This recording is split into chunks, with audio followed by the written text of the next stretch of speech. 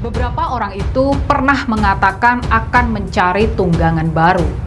Dan terlihat, dalam beberapa kesempatan, Anies kemudian menunjukkan kedekatannya pada mereka, pada kelompok-kelompok itu.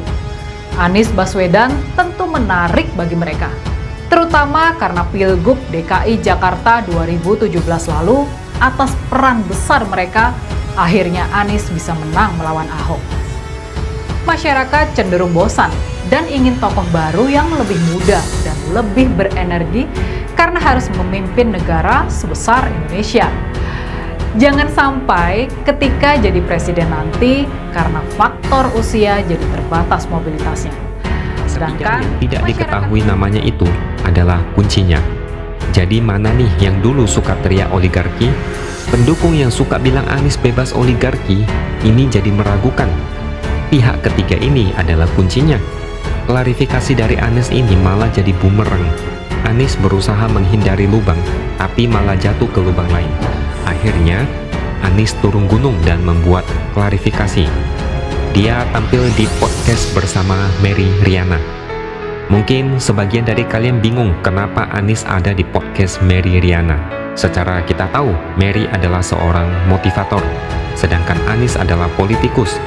Jadi pembicaraan tidak akan begitu plot. Idealnya maju tak ya?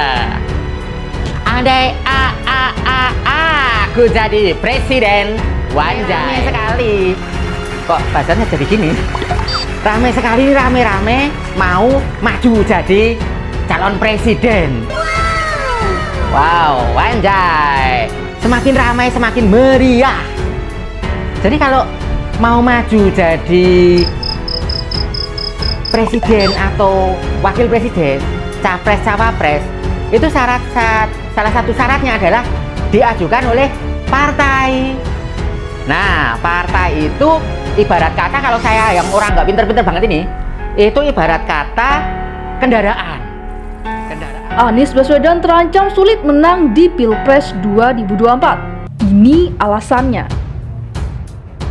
Pengamat politik Karyono Wibowo menyebutkan bahwa calon presiden yang diusung koalisi perubahan, yakni Anies Baswedan, sulit untuk memenangkan Pilpres 2024 mendatang.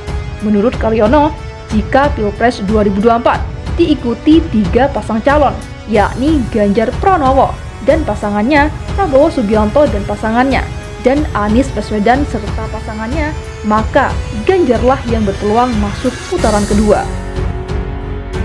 Prabowo juga dinilai bisa masuk putaran kedua dengan syarat mulai saat ini bisa meningkatkan elektabilitas dan merebut pemilihnya yang berpaling ke Anies.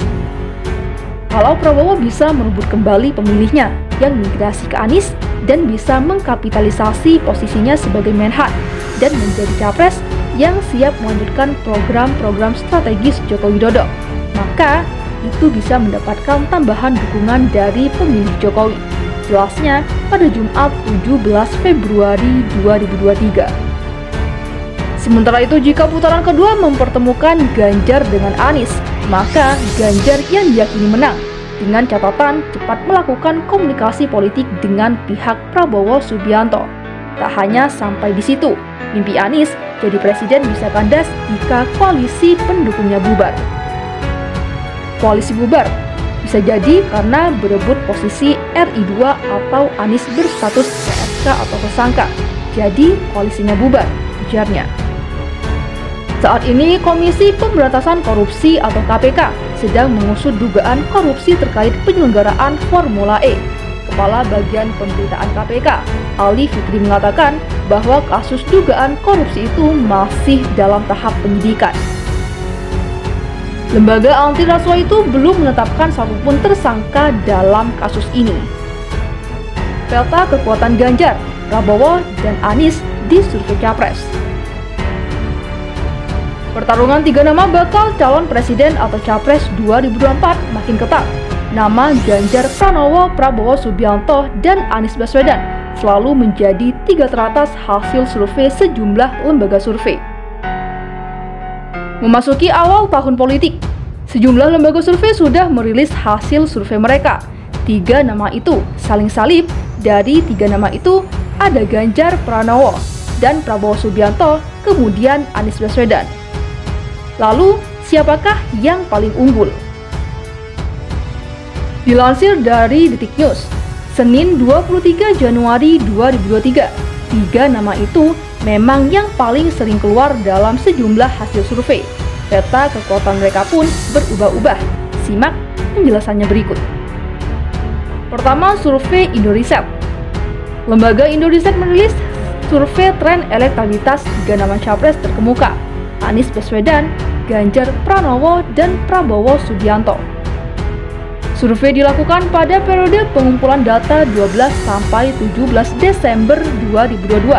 Sampel dipilih secara acak menggunakan metode multistage random sampling. Penarikan sampel mempertimbangkan proporsi antara jumlah penduduk dengan distribusi sampel per provinsi, proporsi penduduk yang tinggal di pedesaan dan perkotaan, serta proporsi jenis kelamin laki-laki dan perempuan 50:50.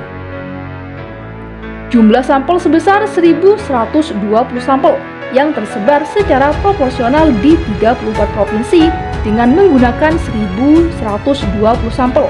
Margin of error survei ini sebesar kurang lebih 2,92% pada tingkat kepercayaan 95%.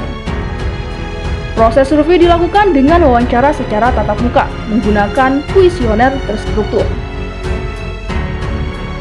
Survei tren elektabilitas 1 terakhir diambil pada April 2022, Agustus 2022, dan Desember 2022. Terlihat Anies dan Ganjar sama-sama mengalami kenaikan, sedangkan Prabowo Subianto penurunan. Dan berikut hasilnya. Pada April 2022, Anies Baswedan 28,2%, Ganjar Pranowo 33,3%, Prabowo Subianto 32,4%.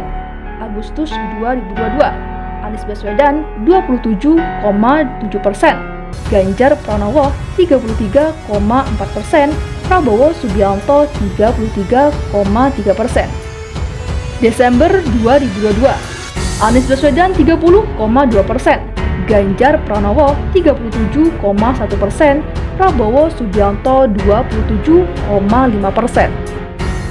Survei Indikator. Indikator Politik atau IP menggelar survei periode 1-6 Desember 2022. Metode yang diterapkan adalah multistage random sampling dan wawancara tatap muka. Survei melibatkan 1.220 responden tersebar secara proporsional di 34 provinsi. Pengumpulan sampel, 1.220 responden memiliki toleransi kesalahan atau margin of error sekitar 2,992% pada tingkat kepercayaan 95%. Hasilnya, berikut elektabilitas para politikus potensial capres. Ganjar Pranowo 35,8%, Anies Baswedan 28,3%, Prabowo Subianto 26,8%, belum menunjukkan pilihan 9,2%. Polanya tidak berubah. Nomor 1 Ganjar, nomor 2 Anies, nomor 3 Pak Prabowo. Anies agak sedikit stagnan elektabilitasnya di bulan Desember. Ganjar dan Pak Prabowo naik, kata Burhanuddin dalam pemaparannya secara virtual pada Rabu 4 Januari 2023 lalu.